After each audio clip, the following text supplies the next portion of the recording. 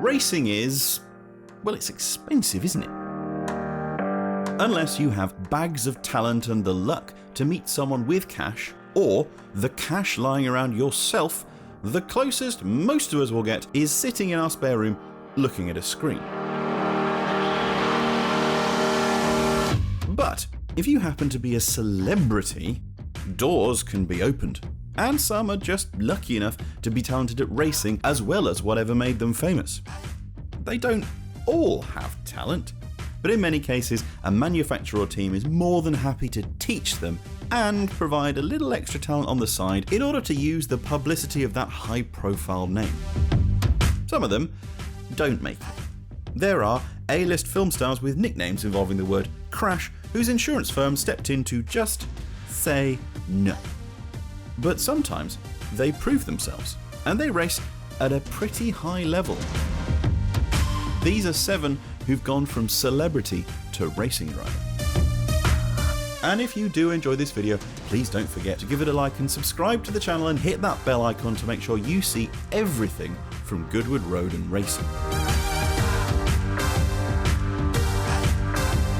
One of the more recent successes has been McDreamy himself, Patrick Dempsey.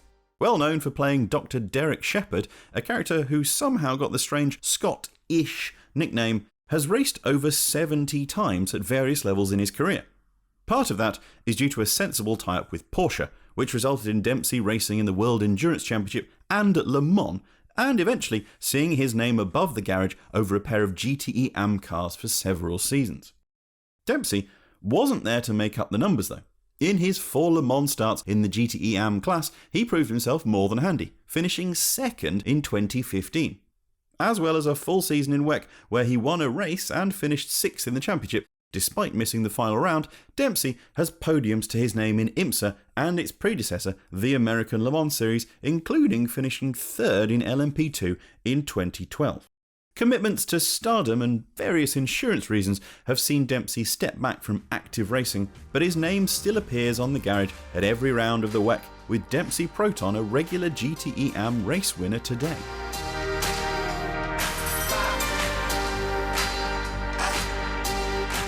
Mr. Bean, Johnny English, Blackadder and Not the 9 O'Clock News star Rowan Atkinson may be best known for his facial contortions or cutting put-downs, but he's also quite handy behind the wheel of a classic racing car.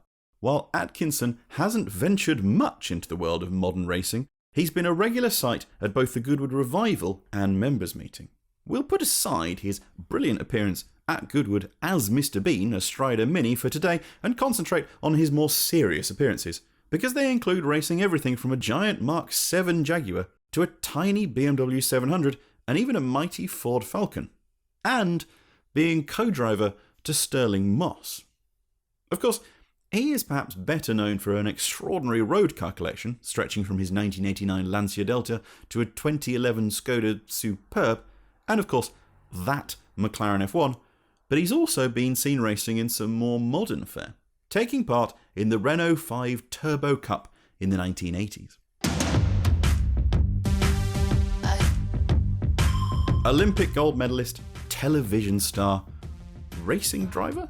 We bet you didn't know that Caitlyn Jenner was a racing driver, did you? Then Bruce, the former decathlete fresh from setting records at the 1976 Olympic Games, acted as the Grand Marshal at the Laguna Seca round of the IMSA Championship. It seemed to spark something, as a couple of years later, Jenner debuted in a pro-celebrity one-make saloon car race that supported the 1979 US Grand Prix West at Long Beach. And not just to make up the numbers. Jenner, in fact, won the whole thing, thanks partly to some chaos and drama, defeating then 3-time Indy 500 winner Al Unser Sr. In the 1980s, Jenner began to race seriously, taking part in IMSA's GTO class. In a Roush Racing Ford Mustang, Jenner and Scott Pruitt won their class at the 1986 Sebring 12 Hours, finishing 4th overall. In fact, come the end of the season, Jenner was 2nd in the GTO Championship, beaten only by teammate Pruitt.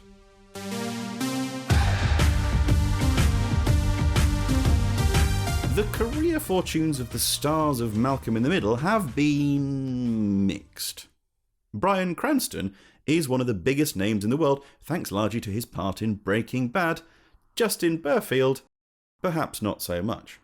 But the life of Frankie Muniz, who played the eponymous hero of the sitcom, has been a little more interesting than most. At the age of 15, Muniz, already the enemy of many a teenager due to having his own sitcom, drove the pace car at the Daytona 500. 3 years later, he was racing in a Toyota-backed pro-celebrity race, finishing 7th. Muniz, seemingly set on switching from screen to track, was upping his game, and finished the same race 4th the following year.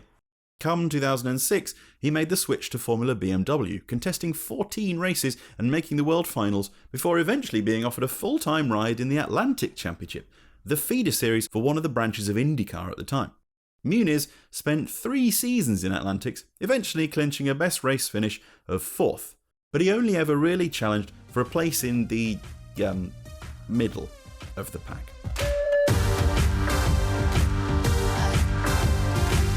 If you didn't want to be James Dean in the 1950s, you probably wanted to be with him. Smouldering good looks and a bit of a bad boy reputation are the perfect recipe for the Hollywood heartthrob, and Dean had it all. But Dean's love for fast cars went deeper than mere aesthetic. In fact, the Indiana native was a bit of a dab hand behind the wheel. After purchasing a number of race cars, including a Triumph T110 and Porsche 356, Dean made his racing debut at the 1955 Palm Springs Road Races. He won the novice class in his Porsche Super Speedster while finishing an impressive 2nd overall. A month later, in Bakersfield, he would win his class with 3rd. Sadly, Dean's promising racing career was cut as short as his acting career. After failing to finish his final race due to mechanical issues in Santa Barbara, Dean would lose his life in a road crash on his way to what would be his next race. Driving his brand new Porsche 550, a car he nicknamed Little Bastard, the 24-year-old was killed in a collision with a Ford Tudor. He had only been driving the 550 in order to break it in for the upcoming Salinas road race.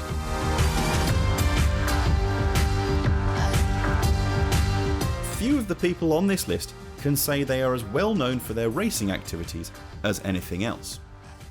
Steve McQueen can.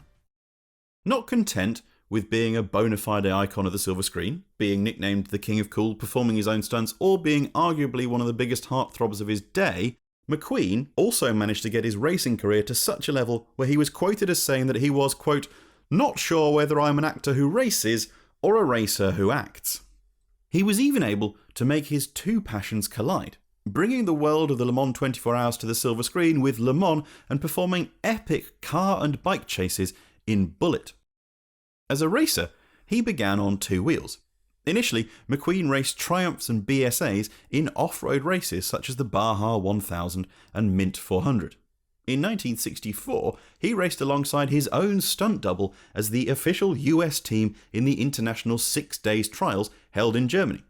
But while he spent a lot of time racing bikes, McQueen is probably better known for his time racing cars, which stretches as far as racing in the BTCC.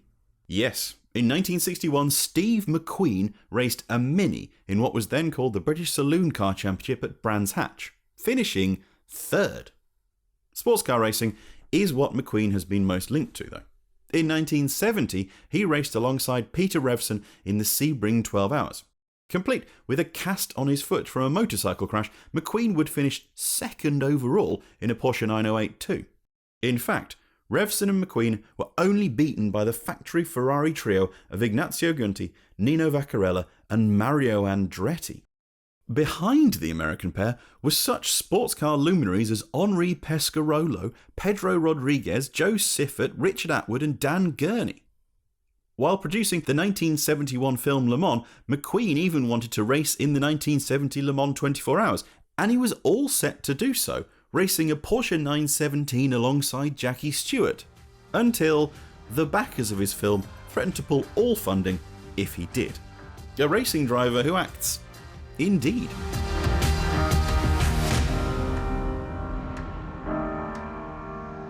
May the force be with you indeed. Perhaps a surprise entry on this list. It turns out that before he created one of the largest movie franchises in the history of the galaxy, George Lucas was a prolific drag racer. This is perhaps a story of racing driver becoming celebrity rather than the other way around, but nonetheless a legitimate entry into this list of great celebrity racers. In fact, in the early 1960s, Lucas would normally be found in the underground racing scene of California, driving a souped-up Auto Bianchi Bianchina based on a Fiat 500. As a youngster, it was quite clearly racing that was Lucas's goal, with multi-million-dollar movie filmmaking not even figuring into the equation. But all of that came to an end just before he graduated from high school, when he nearly met his maker in that little Auto Bianchi. Broadsided by another driver, Lucas found his car tumbling before crashing into a tree. Ironically, he was likely saved by the fact that his seatbelt snapped, ejecting him from the car and potentially saving him from what followed. Left with severe bruising on his lungs, Lucas decided that a career as a racing driver, quote, wouldn't be smart. So, instead of frittering his own money on racing cars, he instead became a millionaire by the time he was 30.